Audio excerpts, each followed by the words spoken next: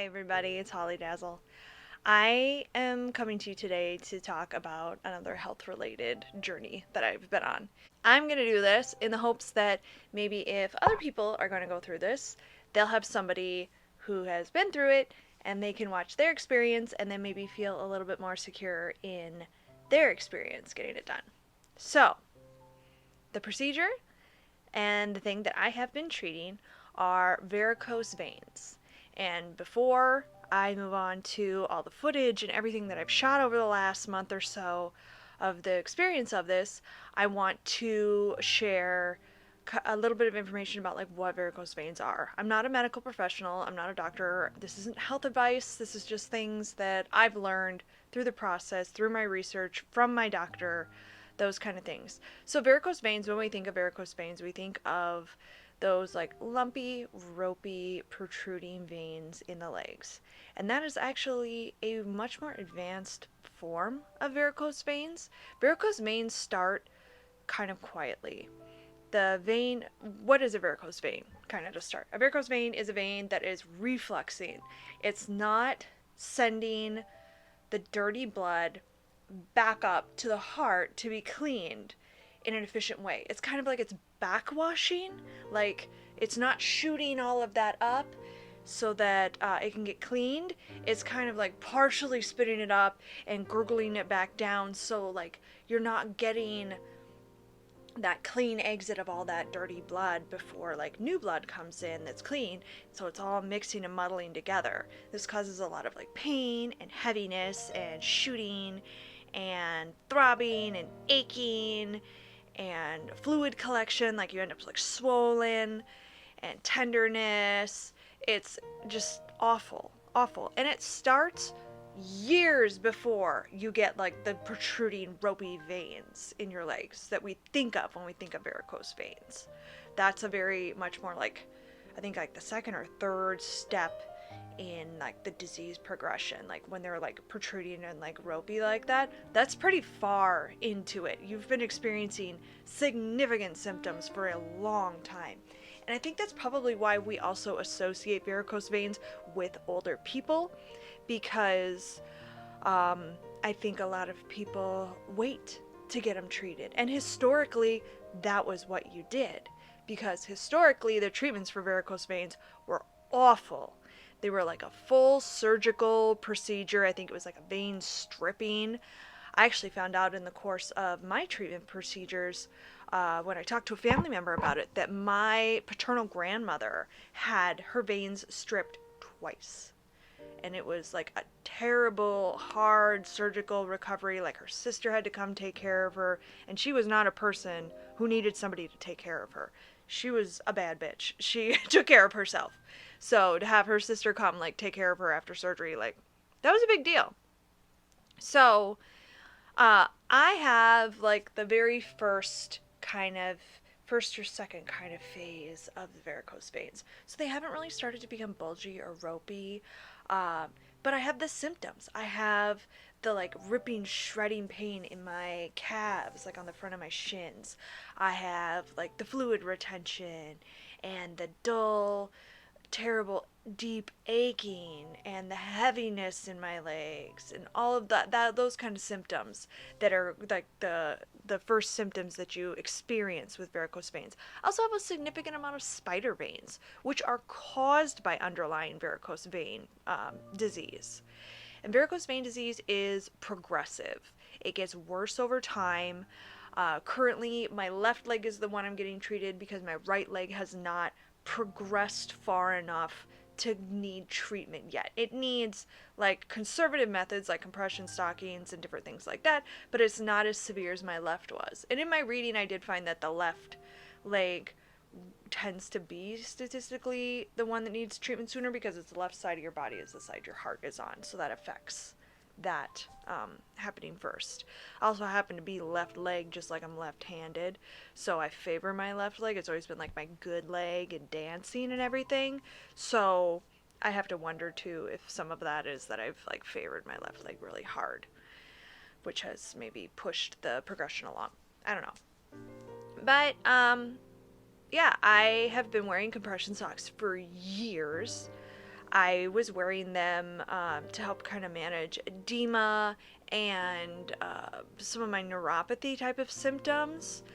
I didn't realize that I really had like a really severe varicose veins happening. I didn't know that that's what those symptoms were. When you have something like small fiber peripheral neuropathy in your feet, it's kind of hard to tell like what's neuropathy and what's varicose vein disease. Like how, where, what are the symptoms? I did have my doctor told me once that any symptoms that the stockings relieve are vein symptoms because stockings won't help neuropathy.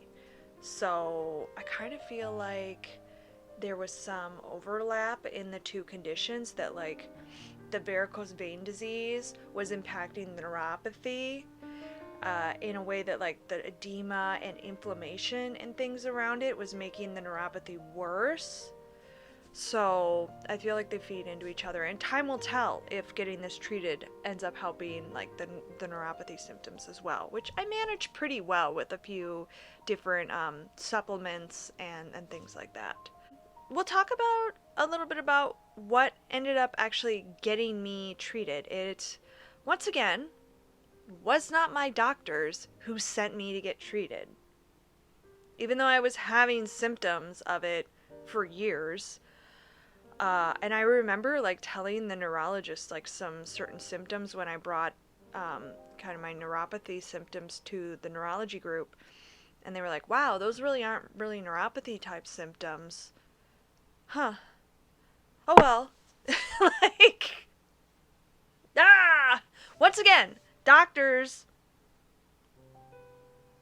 nobody is gonna care about your health as much as you care about your health. So advocate for yourself. Go on your own diagnostic journey. Google everything. Because I swear, like every health intervention that I've done, every diagnostic thing that I've done, everything was me, not my doctor. Ooh, I could, maybe someday I'll film a whole video on that. It'll just be just primal screaming, but. So, in the position that I had before I got this wonderful, sweet medical billing work from home position, I worked in the clinic for years. I worked in referrals specifically. I helped people schedule referrals and manage referrals from their doctors to imaging, to specialists, to all sorts of things. So some of those resources were within the healthcare system that we worked for, but then there were also like all sorts of outside groups who had representatives that would come in and talk to us about what their group offers and what their group does. And one of those groups was Vein Clinics of America. I had a representative who used to come in and visit with me. She was showing me some different things that I could give out to patients, and one of them was a brochure. And she like opened it up. She's like, this is great. It has all these pictures and it explains the things we offer and all of that. And on the pictures, there was pictures of different conditions that they treat. And one of those pictures was a picture of an ankle, and it was real gnarly looking and like veiny and stuff. And I pointed at it and I go, God, that looks like my ankle. And she like grabbed my shoulder and she was like, oh, Holly, if your ankle looks like that, you should come in and see Dr. Cermak. So I did, because that was the first time somebody said, hey, you probably have varicose veins. Ta-da! So once again, a doctor did not do that. Somebody else did, and kind of myself too. So I scheduled a free consultation, because a lot of these vein centers have like free consultations where you just come in, they do like a basic exam and kind of see if they should proceed forward with an actual like ultrasound and different things like that. So I went in and yeah, the doctor was like, yeah, you've got edema and like I could see your veins through your skin, and you've got spider veins and you've got vein stuff in your family. So yeah, we should go ahead and order an ultrasound. So they ordered an ultrasound, and it's like a really long ultrasound compared to some of the other like superficial vein ultrasounds, like when they're looking for a blood clot in your leg. So it's a little bit of a longer process because they're looking at how your veins actually function, how they flow, how they push blood around. And the ultrasound technician at the end of it, he's like, doctor will call you and tell you more about this, but I want to tell you a little bit about what I found. And yes, on your left side, you have significant reflux happening in your greater saphenous vein. Your great saphenous vein is like the longest vein in your body. It runs up the whole back of your leg. And he's like, yeah, yours ain't working. It's not working great. So the doctor will call you and talk you through your options on treatments. So when the doctor called for follow up, he explained, just that it's not working and that these are the options we have. And there was the radio frequency ablation, which is what I ended up getting. And there's also a like a glue that they can put in instead of using the radio frequency ablation to close the vein. It's like a glue that like turns the inside of the vein into like Velcro and it just shuts and then goes away. The glue isn't recommended for anybody who has like an autoimmune disorder or who has like a lot of allergies and things. So maybe me. I was like, yeah, we're not doing that because if I react to that glue, it's stuck inside of me forever. And so that sounded like, no, I'm not willing to roll the dice to, see what happens. So we decided on radio frequency ablation, and that was a couple years ago. They gave me the cost estimate on it, and even though insurance covered the lion's share of it, there was still a pretty significant financial burden, so I put it off. I got that news and that diagnosis right around the same time that I started my Invisalign stuff. So I kind of felt like, okay, there's these two really expensive things happening in my body. I'm going to start with one and take some time and we'll get to the vein thing, with time. Give me some time to get a little bit more financially sound and get some money gathered. We were also still really like in the thick of the pandemic at that point. So the thought of like having a medical procedure done during a time when like the hospitals are flooded and it's, really crazy out there in the medical world. Like what if I had complications? I'm just not willing to risk it right now. So waited, and even just in that period of time, my vein disease progressed further. So it went along further and further, and it got to the point where like this past summer, and even in the like fall and stuff, when I tried to roller skate again, which I took up again during the pandemic, when I started trying to skate, I would suffer from really bad pain in the following days after I skated in my legs, particularly behind my knee, where that great saphenous vein is. I had significant pain after I would skate. And so I stopped skating because it was too bad. I couldn't handle it. I couldn't handle the pain from skating. It got even to where like I would have pain while I skated. So it was really starting to limit my life. So I said, okay, it's time to revisit this. It's time to get back in. It's been long enough. I need another ultrasound. When you get your ultrasound, it's only good for like 6 months. And then they have to repeat it before they do procedure to like recertify you for the procedure. As if your veins are going to magically change. But it's more that if there's more veins they need to treat. So I went back, got my ultrasound, and yeah, the veins are still crap, and it's still the great saphenous, and let's get things scheduled. So we got it scheduled, and I started my treatments. So I'm going to switch over to footage from my pre-certification, as well as the treatment and the afterwards, and then I'm going to come back and talk to you a little bit more later. So I had my pre-certification visit. It was pretty quick, in and out, go over what we were going to do the next week. Every time I come, I change into little shorts and booties. And after that visit, I took a prescription that they gave me for compression socks so I could go get a brand new pair at the medical supply. I dropped off the prescription to a branch of the medical supply and then waited a week later. I still hadn't gotten a call that they processed it, so I swung into my local location. Here's the choices that they had in the different stockings. And I secured the bag. It took some doing, but I got it secured just in time the day before my appointment for my radio ablation. So got the fresh, crispy new stockings, and was ready to go the next day. So January 12th was the day. So I spent some time pacing in the waiting room while I was waiting for my appointment. It was important to have my veins dilated before the treatment, so we had went walking at a Target before the appointment, and then I walked in the waiting room as well. Got changed into my shorts and my booties, and it was time to go. And it was not great. The experience was rough. It was very rough. I cried a lot.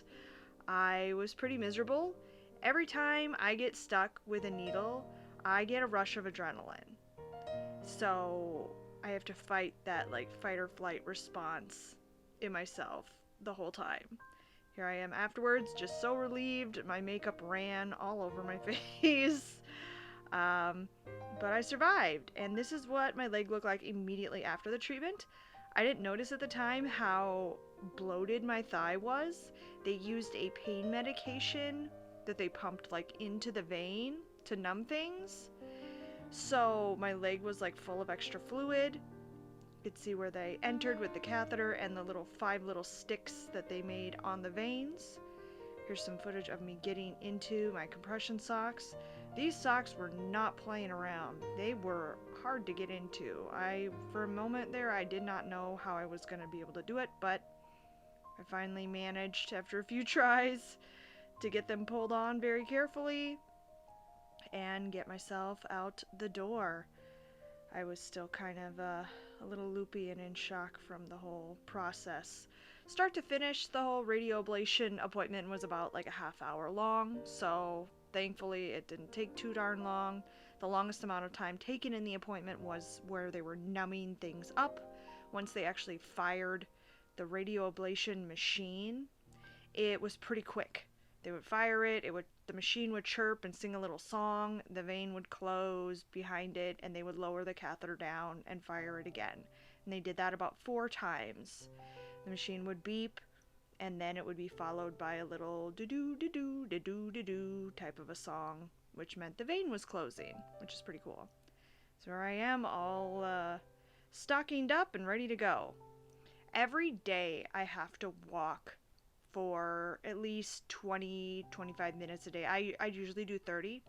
So the first day after the treatment, I went walking outside, which was a choice. It was cold, but I made it. And then that evening, as we watched some TV shows and had dinner and stuff, it felt better to move around than to sit a lot. Moving around seemed to kind of soothe the little aches and pains I was experiencing. I also took ibuprofen at regular intervals, and I slept on the couch with my feet elevated and was able to get up through the night and try to make myself comfortable as I needed. But it was a struggle. You get these kind of sharp, like they call them like rope-like sensations inside the leg where the vein closed, so it kind of feels like you have like a rope inside of your leg that's getting pulled on. This is what I look like the next day. One thing that happened on the day of treatment that they didn't warn me about was that I would have fluid leaking out of the holes where they put the catheter in. That was all of that anesthesia that they pumped into the vein. Some of it has to come out. My thigh was actually a ½ inch bigger than the other thigh from that fluid, and so it was draining a bit, and I wasn't expecting that. So next morning, I could take off my stocking and take a shower. They recommended getting in the shower and letting the water wet the bandages before you take them off. So that's what I did. I'm really glad I did, because that big one where the catheter was, it was really had a lot of dried up fluid and stuff, and it would have really hurt to like rip that off without the help of some water to wet it. But that's the first glance I'm getting at my foot there, and I was pretty shocked, because that is a marked improvement just overnight. This is what my other foot looks like for reference. I still have a fair bit of swelling you can see around the ankle, but it's pretty different. That's after I took the bandages off and bathed, that's what the part where they put the catheter in looks like. You could see kind of my skin was blanched around where we're kind of moving that catheter around and up into the vein. You could see that even after my shower, my ankle still looked pretty small, which was impressive. Usually I would take my stockings off and my ankles will fill up pretty darn fast with fluid and get puffy and angry. So to be able to get through a shower and still have a skinny ankle was kind of amazing to me. Most of the bruising and such hadn't really set in yet, so here's my first pair of real socks that I put on. I put them on over my compression socks, but it's pretty exciting that the socks that I've accumulated over the years I finally get to start wearing, which is cool. I have done a ton of mall walking. That was some mall walking footage I had there.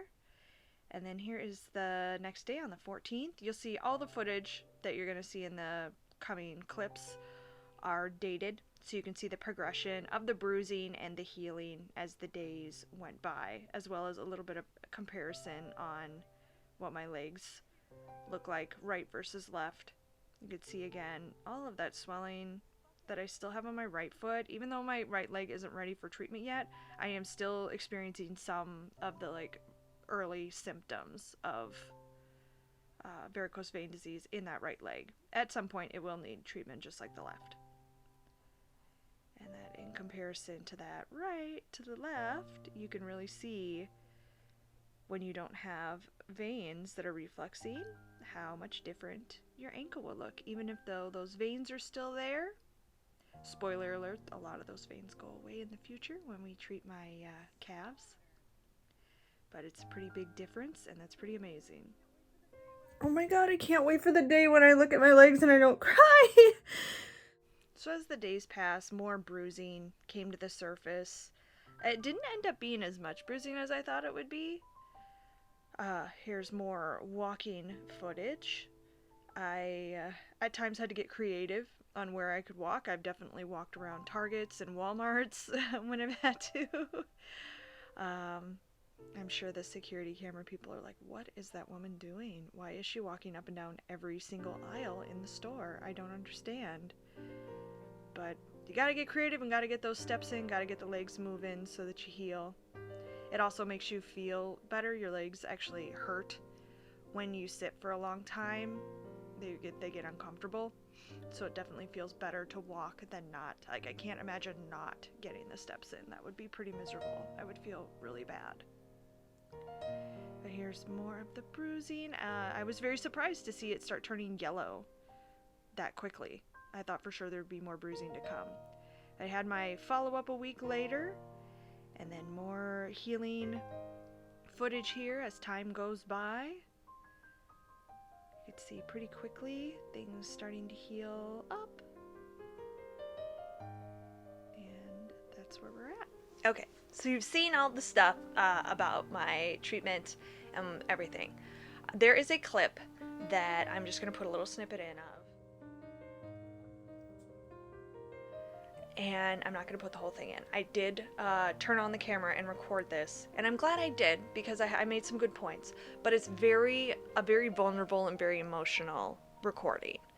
I had just taken my bandages off after my radio frequency ablation procedure, and I could see the results already. And it hit me like a ton of bricks. I didn't expect to have symptom relief so quickly. In the one testimonial that I found on YouTube, the gal talked about within a few weeks I experienced this. She didn't talk about the next day, oh my god, it was like flipping a light switch. So I wasn't prepared to have such instant relief.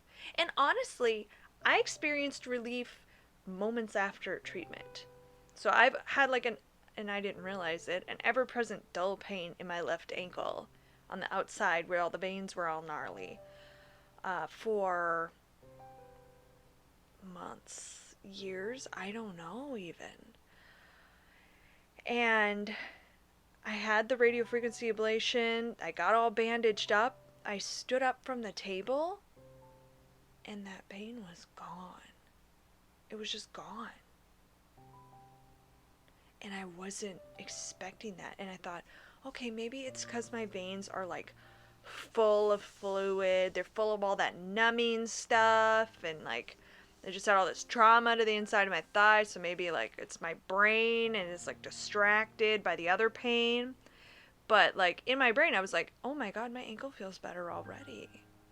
And it turns out it wasn't just like a psychosomatic kind of a experience. I was literally experiencing symptom relief the instant that I had that vein shut off. And that was just the part of it. Just the top half was what we treated with the radio frequency ablation.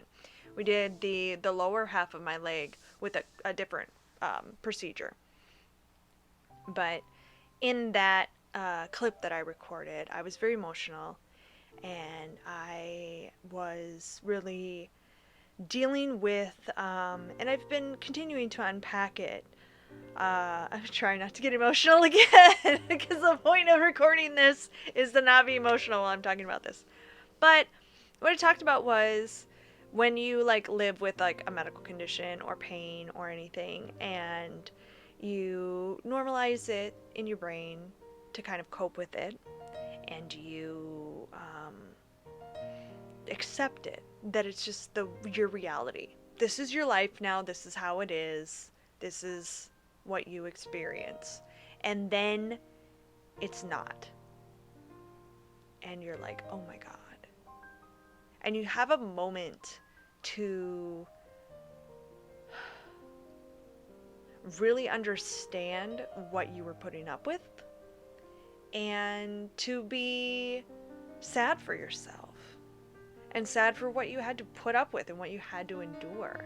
I kind of experienced the same thing after my hysterectomy. Like once I didn't have a period anymore that was like trying to kill me like twice a month, it was just this like, oh my God, like this is how good life can be without that problem. So that was what I was kind of dealing with in that moment, and I wasn't prepared for it. And I also was experiencing a significant amount of relief that I had gotten through the procedure. I'm somebody who has struggled with a terrible fear of needles most of my life. I can remember being very young and having this fear and having a lot of trauma related to it, and having everybody handle it the absolute wrong way to help me get over it. And so I had to handle it when I got into my 20s and was pregnant, and had to figure out how to get over it. And I still struggle with it. It's a fear and a thing that I manage, and but it's really hard to manage for me. And so I was very like proud and relieved that I got through it, and that I did it, and that I survived it, and that I was scared and I did it anyway, that I was brave. That's what being brave is. It's being scared and doing it anyways. So that was what that clip was. It was me unpacking a lot of that stuff, and I'm glad that I have that footage, because I've listened to it a few times myself to kind of unpack it with myself. And yeah, I'm really glad that I got this done. And there's another vlog that's going to be coming that's going to detail the second half of treatment. I had 2 more treatments done on my calf area, and that is with a medication called Varicose, which is injected into the vein, and it's like an irritant that causes the vein to close. So those smaller veins, still part of the greater saphenous vein, that are down in the calf area, needed a different treatment than the radio ablation. I think the radio ablation is only good for like bigger veins that need more power to get them closed.